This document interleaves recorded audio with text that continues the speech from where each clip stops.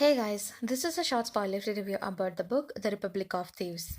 This is the third book in the Gentleman Bastard series written by Scott Lynch that got released in 2013. I'm not reintroducing the plot or the characters here. Click the links in the description below to watch my review videos on the first two books.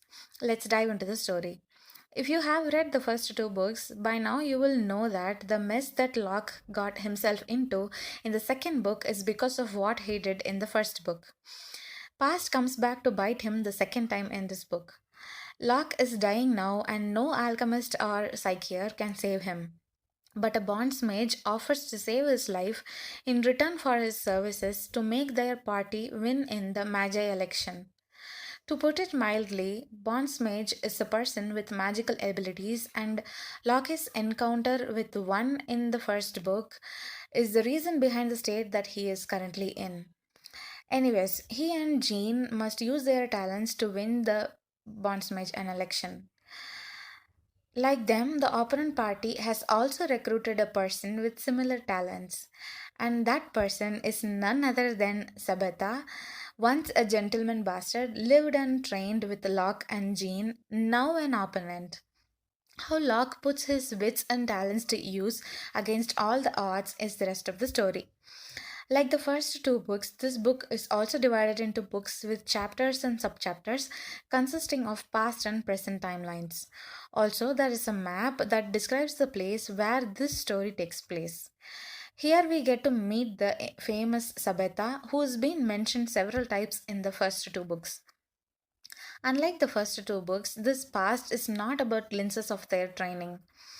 Here it is about who the Republic of Thieves are and what role they play in the gentleman bastards' lives.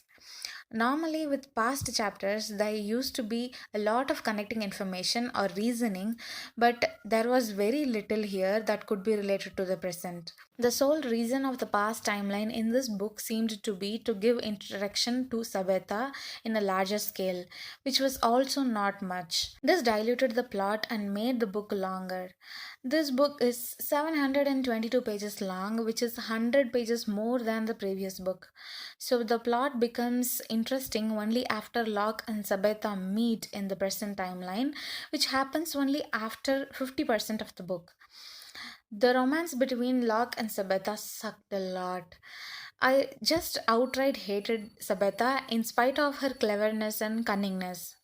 The overall story was good, but I felt like the book could have been shorter and more precise. The last chapter and the epilogue bring a huge twist to the plot, leaving the ending in a cliffhanger. It's been 7 years since the release of this book, and there is no estimated release dates for the rest of the series, which is bad because a lot of things changed with that ending. Anyways, so far, this is a wonderful series that I will forever remember fondly. I would rate this book a 4 out of 5.